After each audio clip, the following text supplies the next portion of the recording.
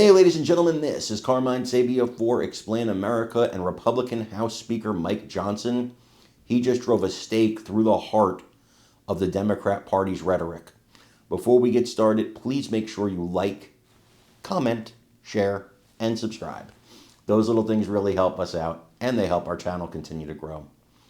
The speaker was on State of the Union with Jake Tapper this Memorial Day weekend, and he was pressed about the cuts to Medicaid, the cuts to Medicare that the Democrat Party has been touting. Republicans want to slash Medicaid. They're going to slash Medicare. They're going to put grandma on the street.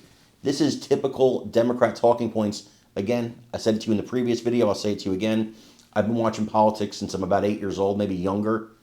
And every single election, every single piece of legislation that I can remember, Democrats have screamed Republicans are going to take away your Social Security. They're going to take away your Medicaid, your Medicare. Never happens. They say it every election. It never happens. People still believe them.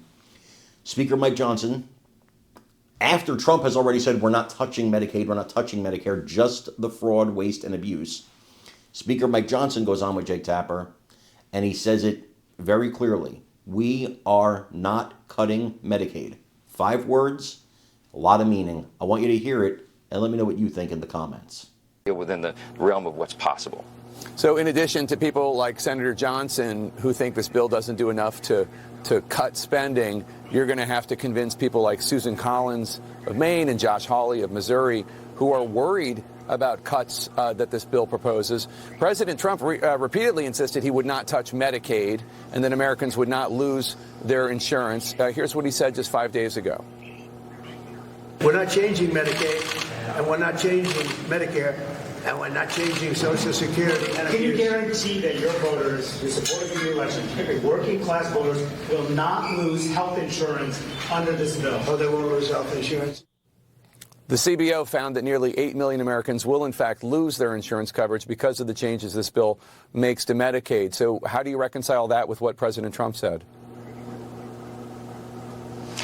It's directly in line with what the president said. I've said the same. We are not cutting Medicaid in this package. There's a lot of misinformation out there about this, Jake. The numbers of Americans who are affected are those that are entwined in our work to eliminate fraud, waste, and abuse. And what do I mean by that? You got more than 1.4 million illegal aliens on Medicaid. Medicaid is not intended for non-U.S. citizens. It's intended for the most vulnerable populations of Americans, which is pregnant women and young single mothers, the disabled, the elderly. They are protected in what we're doing because we're preserving the resources for those who need it most. You're talking about 4.8 million able-bodied workers, young men, for example, who are on Medicaid and not working. They are choosing not to work when they can. That is called fraud. They are cheating the system.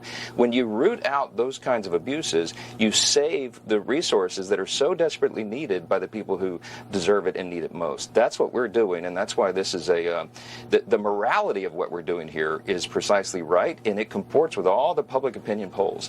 When people ask whether young men, for example, who are able-bodied and have no dependents should be working, everybody says yes, and that's what our package does. So these estimates that you're hearing are accurate, but it's dealing with those numbers of people in the population, and that's going to make preserve the program and strengthen it for those who need it most.